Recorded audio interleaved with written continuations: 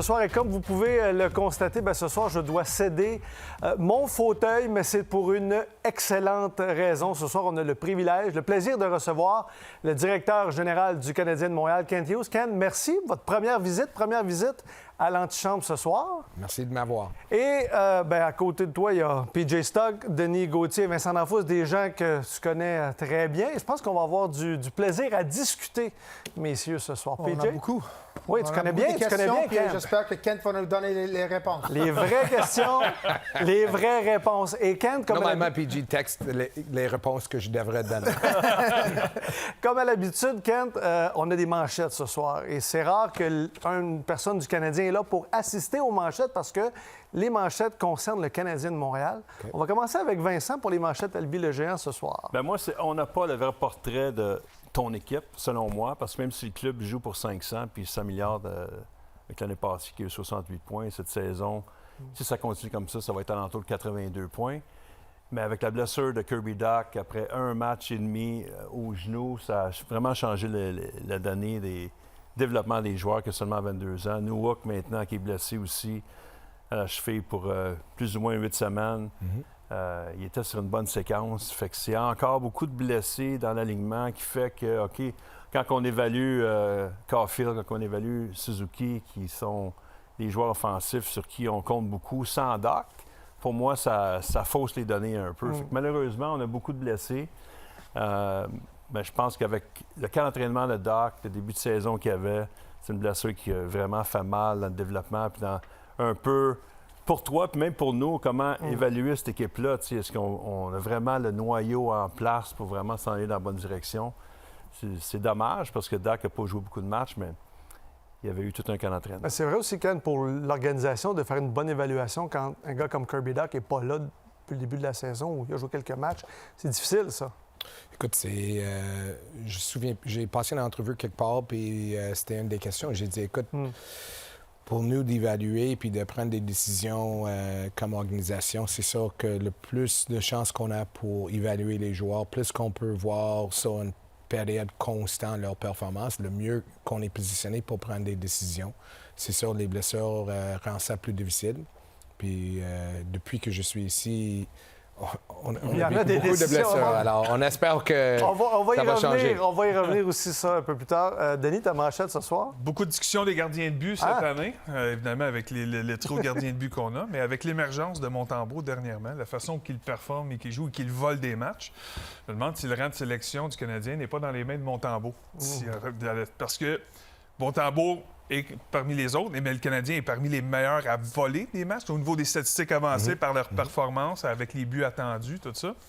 Et la pire place pour se retrouver lorsqu'on fait une reconstruction, à mes yeux, c'est dans le no man's land, dans le milieu. C'est soit tu es juste prêt de faire les séries, tu les fais pas, mais tu n'es pas assez bas pour avoir un bon rang de sélection. Puis Montembeault, c'est celui qui semble donner des points aux Canadiens présentement. Donc, pour un DG, évidemment, c'est bon, mais c'est moins bon aussi. Puis on sait qu'on a besoin de talent à l'offensive, besoin de du talent pur pour avoir éventuellement bâti une équipe gagnante. Donc, j'ai hâte de voir ce que Montembeault... Évidemment, on est content que Montembeault performe très bien, mais en même temps, pour la reconstruction, ça peut être moins évident. Je lis ça souvent. Il y en a qui sont très contents que Sam joue de la manière qu'il joue, puis il y a l'autre côté qui dit qu'il nuira aux reconstructions. Là, ils sont trois en plus. Ça, c'est un sujet qu'on risque de parler aussi, d'avoir trois gardiens. Je m'attendais à ça. Ça se peut qu'on en parle. PJ, ta manchette ce soir. Ça fait des années, je suis dans l'West Island. Tout le monde comprend le côté anglophone de Montréal. C'est Dollard, Pierrefonds, Pointe-Claire, Beaconsfield. Puis moi, je viens de ce coin-là. Puis dans les années, j'ai joué Montréal, Philly, New York, Boston, soirée du hockey, RDS. Je marchais comme dans l'West Island, comme c'était mon endroit. Les dernières 2 années, c'est... qu'on a du Kent Hughes. Alors, je suis plus le héros du West Island. Puis ça fait mal un peu, mais je suis heureux de passer le bâton. Alors, de le partager au moins. Oui. Alors, comment est-ce que ça a changé ton vie, surtout à Montréal? Tes amis, tes parents, tout ça? Mais j'espère que le West Island a des meilleurs héros que nous. Mais c'est sûr que c'est un ajustement d'être reconnu tout partout. Je pense si j'avais des cheveux, je serais moins reconnu parce que même au Centre Bell, quand je rentre avec un chapeau, les gens me demandent as-tu ta passe pour rentrer au bassin. Mais c'est un ajustement. Mes parents sont assez vieux, ils ne sortent pas trop souvent, mais des fois, tu regardes à terre quand tu marches, mais tu veux être... pas parce que c'est ça, tu ne vas pas dire salut à tout le monde. C'est une fierté pour le West Je peux Island. te demander une question tout de suite? Tu peux, vas-y. Maintenant, personne ne répond à nos manchettes. Vas-y. C'est une question que je savais pour toi, parce que dans le temps que moi, j'ai joué avec Montréal, c'était pas beaucoup, mais quand même, le parti qui était le plus difficile pour moi, c'était... Les médias vont dire, ou les partisans vont dire que tu n'avais pas une bonne game, le radio, ils parlent de toi. On n'avait pas de sociaux médias qu'on a aujourd'hui. Mais je sais que toi, tu t'en fous qu'est-ce que le monde dit de toi, mais comment est-ce que c'est pour tes parents qui restent encore dans l'Ouest? C'était pas difficile pour moi, mais c'était difficile pour mon frère, ma soeur, mes parents d'entendre le monde qui dit « PJ, terrible, PJ... comme est-ce que y a-t-il des moments que tes parents sont excités, puis à la même temps, il y a des autres moments qui sont... c'est difficile pour eux autres? Je pense pas qu'ils trouvent ça difficile. Il lit la Gazette, ma mère sauve les articles tout le temps. Je dis, je peux les avoir, je peux les lire sur l'Internet. Elle continue à sauver les articles. J'avais averti mes enfants, par exemple, parce que j'ai accepté le poste le 18. Je pense que j'ai signé pour le 19, mais la journée où on s'est attendu sur le contrat était le 18. Puis c'est l'anniversaire de ma fille. Alors, elle aime les réseaux sociaux, puis elle est allée sur TikTok, puis elle a fait comme un voice-over d'une chanson, puis dit quand ton père est annoncé directeur général sur ton anniversaire, puis elle a fait comme j'aime pas partager, mais elle m'a dit ça revient pas. Cette soirée-là, il y a eu comme 2000 direct messages. Dis à ton père, échange tel joueur, fais attention. Mais au moment, je pense que mes garçons aiment quand je fais critiquer. Puis je sais qu'on va parler de tes garçons tantôt, mais ça, c'est le jeu de Ça, nos Morgan. recherchistes ont fait de l'excellent travail. On a quelques photos comme ça. Ça, c'est Morgan. Ça, c'est Morgan. Oui. Oui. Ça, c'est le boss. Ça, c'est le On parle de ta famille. Ken, tu disais 18 janvier, ça va faire 2 ans, le 18 janvier 2024. Tu en as parlé un petit peu avec PJ, mais après 2 ans, qu'est-ce qui te vient en tête quand tu penses à ces 2 années-là dans le marché de Montréal, mais tout le travail accompli avec ce que tu avais dit lors de la première conférence de presse, le projet de reconstruction, mais bref, qu'est-ce qui te vient en tête rapidement pour ces 2 premières années-là comme DG du Canadien? Mais au départ, je dois dire que ça sent pas comme 2 ans. Si vous me disiez que ça fait 2 mois, j'aurais de misère à dire non. Alors, ça a passé très vite à date. Beaucoup de fun à le faire. C'est sûr que c'est un challenge, mais quand j'ai pris le poste, puis c'est Billy Guerin qu'on s'est rencontrés, j'étais en décision si j'étais prêt à changer de carrière. Puis Billy a dit, premièrement, il a dit, c'est les Canadiens de Montréal, c'est les Yankees de New York, c'est les Lakers de Los Angeles, c'est le meilleur poste possible dans le monde de hockey. Puis, mais Billy a dit, l'autre chose, si tu prends le poste, prends-le, pas pour survivre, mais pour accomplir quelque chose. Si tu le prends, puis tu as peur de faire des erreurs, prends-le pas. Mais si tu es assez confiant, puis pour venir, pour essayer d'accomplir quelque chose, tu n'es pas assuré de l'accomplir, mais si tu veux avoir cette challenge, puis c'est vraiment avec ces raisons que j'ai accepté le poste, puis encore beaucoup de travail à faire, mais on espère on pense qu'on va sur le bon chemin.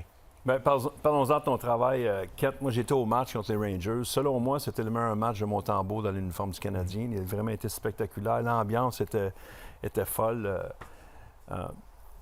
Le ménage à 3 chez le Canadien, les 3 gardiens, on comprend pourquoi tu le fais, là. Suite, hein? Ouais. Ben, commence tout de suite. C'était pas... OK, go ahead. Ça commence. Je comprends pourquoi tu le fais. Primo, on ne veut pas le perdre. Tu essaies d'en échanger un, c'est évident. Mais est-ce qu'il y a une possibilité que la saison se finisse avec 3 gardiens ou selon toi, d'ici au 8 mars, qui est la date limite des transactions, tu vas avoir finalisé ce dossier-là ou il y a encore une possibilité que ce soit toute l'année? Parce que Primo a seulement joué 8 matchs cette saison. Il faut quand même qu'il joue. Je pense qu'il y a une possibilité. OK. Ça ne sera pas notre objectif. C'est sûr qu'au départ de la saison, la première chose pour nous, c'est que Sam n'était pas signé. Alors, si on aurait fait un échange sans l'avoir signé un contrat, puis C'est Sam, sûr. il part au fin de l'année, mais on tombe avec un gardien au lieu de toi. Alors, on est parti avec l'idée, on va faire 3 gardiens, on va essayer de négocier avec Sam. On s'est entendu avec un contrat, puis comme tout le monde dit, il joue super bien.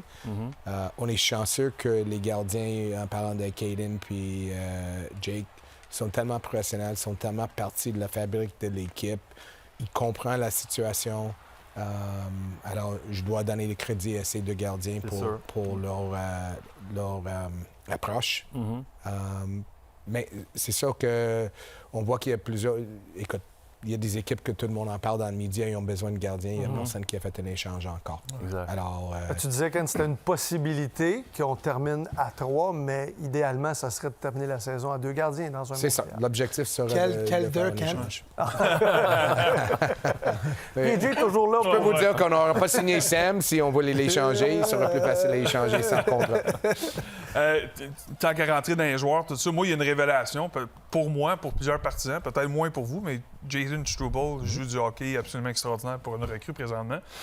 Et vous, quand vous aviez l'échiquier, vous aviez une vision long terme, moyen ou long terme de ce que votre défensive deviendrait un jour, est-ce qu'il est en train de forcer la main de faire quelque chose de différent, de prendre des décisions différentes que vous avez envisagées, puis qui va affecter des joueurs peut-être qu'on pensait que tu étais là, puis là, tu sais, je le signale, mais tu sais, Jack Ice, c'est un candidat parce qu'il est des mineurs. Est-ce que ça soit lui, que ça soit Mailloux, que ça soit un autre, y a-t-il des décisions que tu penses qui vont être différentes que vous aviez pensé à cause des performances d'un gars comme Struble?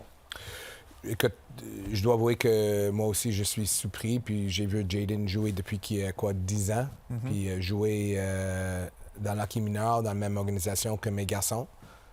Puis ça a toujours été mon plus vieux, l'équipe de Jaden, puis mon plus jeune. Alors, j'ai fallu rester entre les matchs. Puis alors, j'ai vu Jaden, il jouait avec Matt Boldy dans le temps. Puis je l'ai vu souvent. Ils ont joué prep school avec mes 2 garçons. Il était co-chambré avec mon plus vieux pour 4 ans à Northeastern. Puis des fois, je rentre dans la maison, puis Jaden est chez nous en train de faire des œufs, puis il n'y a personne d'autre chez nous. Alors, je le comprends bien. On savait le talent. Tu sais jamais avant qu'ils se rendent dans la Ligue nationale à quel point ils sont prêts pour toute la pression mentale.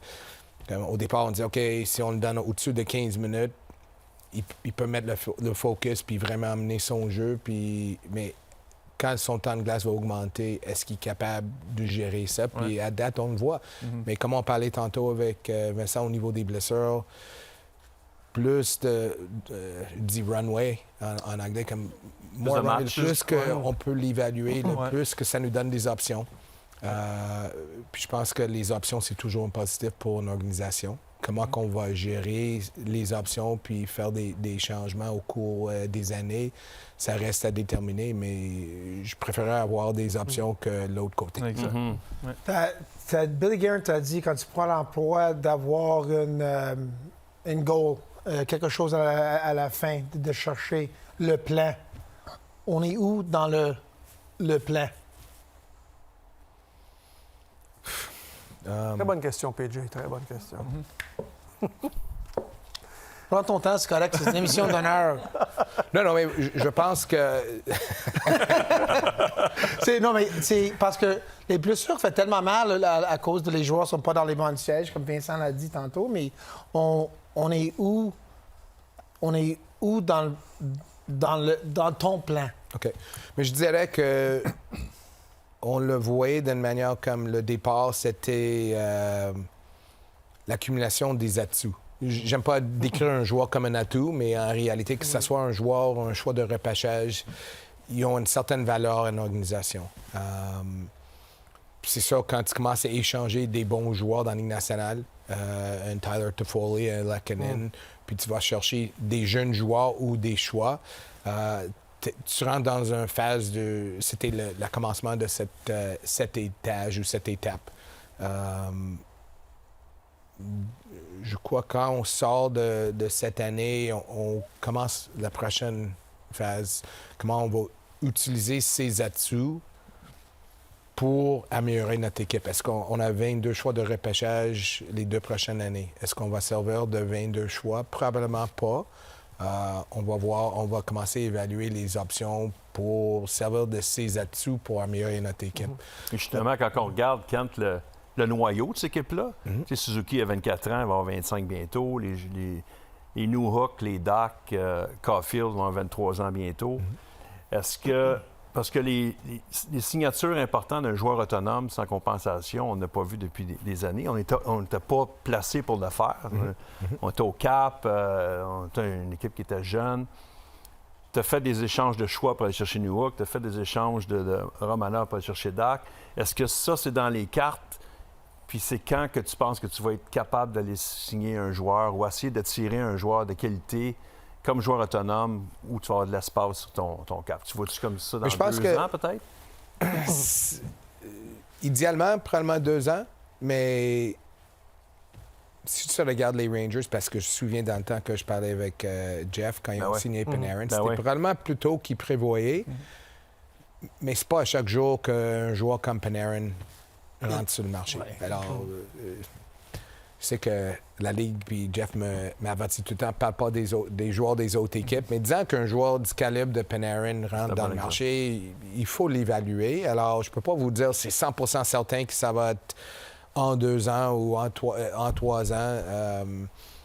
Je pense qu'à date, qu'est-ce qu'on essaie de garder, c'est une certaine flexibilité dans le plan de comment on va le gérer. C'est sûr que c'est plus facile d'attirer un joueur comme ça quand ton club est plus mature. De le faire maintenant, le joueur veut gagner d'habitude quand il est plus... Et puis je trouve, j'ai entendu souvent que les joueurs ne veulent pas jouer à Montréal. Non, c'est ça. Mais tu viens à un match... on entend moins ça. On entend moins ça, mais samedi soir, tu vas à un match. C'était le meilleur. Je peux pas concevoir qu'il y a une meilleure place pour jouer un samedi soir qu'à Montréal. Ça fait 2 ans que je suis ici. On entend souvent parler de comment c'est difficile, le média est trop négatif. Honnêtement, je le trouve pas. J'ai pas vraiment l'impression que peut-être que Chantal sait plus, mais j'ai pas l'impression que nos joueurs sentent que le côté média est trop difficile à Montréal. Puis comme agent, j'ai toujours trouvé que, indépendant d'où il vit, les joueurs sont contents quand l'hockey va bien. Puis tu peux demeurer à Tampa ou Floride ou quoi que ce soit, mais quand l'hockey va pas bien, pour un joueur d'hockey, la vie va pas bien. C'est ça. Puis dans ton accumulation d'atouts, on va dire de même, tu sais, t'as fait, puis on t'a vanté souvent ici, puis partout, pour la qualité de tes échanges que t'as fait, l'arrivée de Doc, de Newhook, Lekonen, des contrats qu'on a fait, Matheson, tu sais. Est-ce que tu as l'impression que dans la période où, là, bientôt, on va rentrer d'une période où on va vouloir changer ces atouts-là, les améliorer, ça rend ta job plus difficile parce que, tu sais, tu dois donner l'impression que tu as gagné chaque décision que tu as eue, ou presque depuis que tu es arrivé. Tu comprends? Fait que est-ce que les DG t'attendent différemment, tu penses, maintenant? Non. Non, parce que j'imagine que la plupart des gérants pensent qu'ils ont accompli qu'est-ce qu'ils voudraient accomplir avec les échanges. Je pense que Toffoli était bon pour Calgary. Des joueurs qui sont loués au fin de leur contrat, je pense que ça dépend, mais c'est pas que ça fonctionne tout le temps. Ça fonctionne pour l'équipe qui gagne, puis pour les autres, ça fonctionne pas. Je pense que c'est un risque quand tu es acheteur au deadline. Alors, je pense que ceux qui rentrent dans cette phase, ils acceptent ce risque. Mais c'est plus compliqué dans le sens pour nous que ces décisions qu'on va prendre, il faut absolument qu'on les manque pas. Mais au niveau des 31 autres directeurs généraux, non, je trouve que ceux que on a fait des échanges avec, on parle des autres échanges avec, alors qu'on est capable de trouver un win-win pour les 2 équipes, c'est ce qu'on cherche. Je t'écoute parler, puis j'ai une question très importante.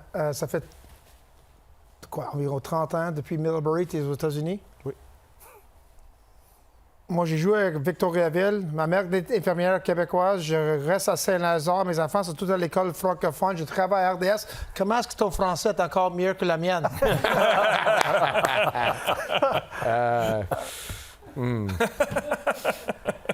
Non, honnêtement, beaucoup de gens m'ont demandé quand j'ai commencé. C'est sûr qu'on revenait tout le temps, au temps des fêtes, dans les étés à Montréal, le plus possible, vu que c'est pas juste moi, ma femme vient de Montréal, alors ses parents, maintenant sa mère, parce que son père est décédé, mais la famille est ici, puis on a eu beaucoup de clients francophones.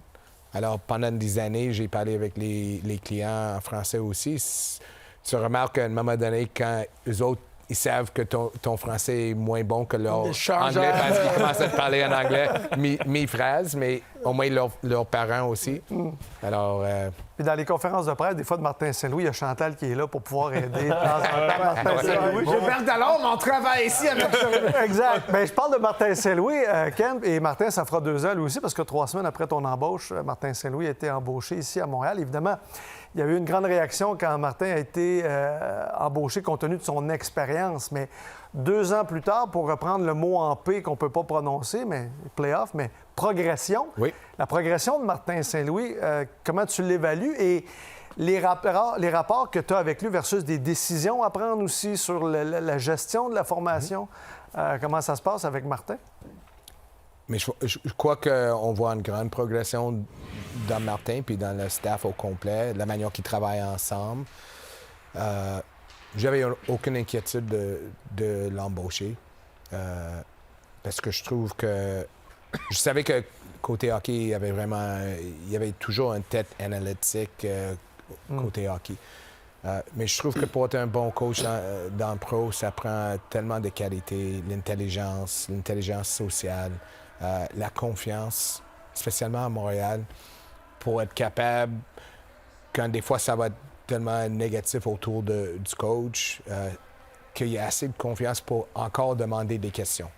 Pas quand la pression arrive, de se cacher dans ta chambre puis pas accepter l'input ou des autres. Ouais. Parce que je trouve que c'est tellement important. C'est trop difficile de faire n'importe quoi toute seule. Alors, c'était ses qualités qu'on cherchait. Puis son leadership. Parce que quand tu es en train de construire une équipe puis tu as beaucoup de jeunes, le coach, il doit être un leader aussi. Est-ce que c'est un partenariat, évidemment, avec le coach, le GM? Il y a un travail d'équipe qui se fait. Es-tu toujours d'accord avec Martin ou vice-versa? Parce que toi, tu as une vision long terme, lui veut gagner des matchs. Que ce soit sur temps de jeu des joueurs, qui va garder les buts, est-ce qu'il y a toujours une discussion et c'est toujours en accord ou des fois? Non, puis je voudrais pas que ça soit de même de toute façon. Je ne voudrais pas m'entourer avec des... yes on dit yes men? Ouais. On dit des gars de oui. Des gars de oui. Des gars de oui. J'ai regardé... C'est correct, continue. J'en ai regardé vers Luc quand je veux corriger mon français. Des gars de oui. Des gars de oui, OK. Alors, c'est la même avec Jeff. Je pense que quand j'étais embauché aussi, Jeff, il savait que j'avais des opinions.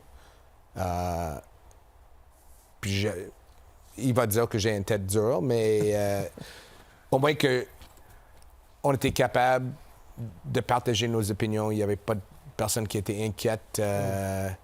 Mais je pense qu'à long terme, on est capable de discuter par où on s'en va. C'est sûr que comme coach, tu veux gagner chaque match. Nous autres, on aimerait gagner chaque match aussi. Mais on est conscient de ce que vous avez dit dans la manchette aussi. Alors...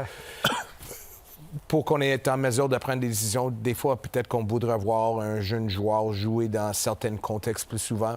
Pas en disant qu'il est capable d'avoir plus, mais laisse-nous évaluer s'il est capable d'avoir plus. Bien, justement, parlons-en des jeunes joueurs. Je vais te lancer des noms. Ken, j'aimerais ça que tu répondes, parce qu'il y a plusieurs partisans qui nous regardent, qui n'ont pas la chance de voir les jeunes à Laval ou dans les juniors ou en Europe.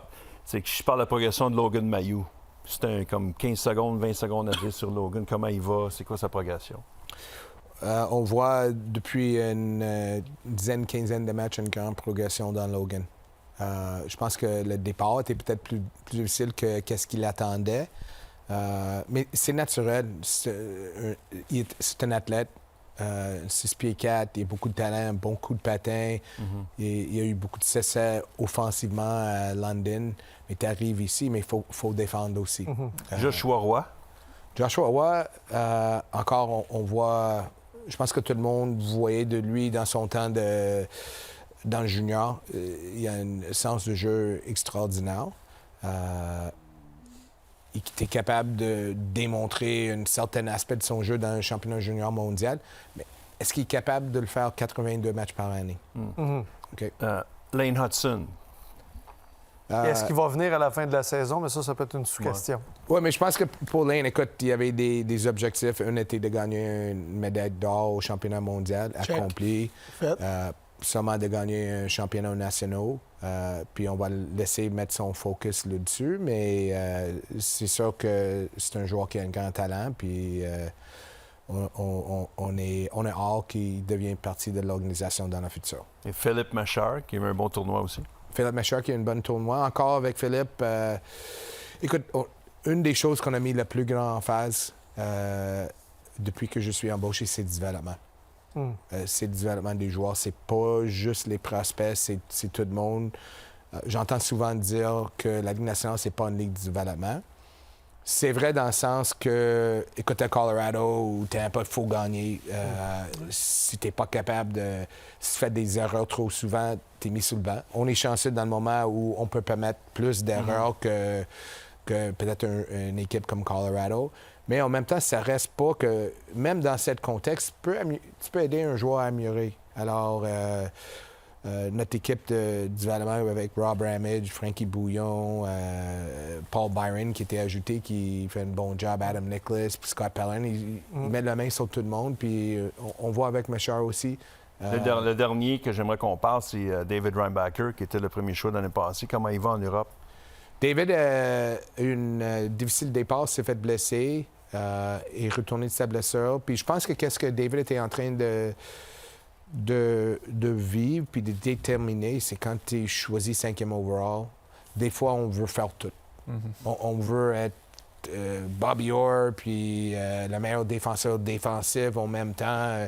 Puis alors, c'est juste une question de continuer à comprendre c'est quoi ma identité quand tu es jeune, spécialement un joueur européen qui est repêché CO. Alors, on a bien parlé à son coach et gérant aujourd'hui, puis il a dit les 3 derniers matchs étaient ses meilleurs matchs de l'année. Mais je pense on est aussi hâte que David arrive en Amérique du Nord.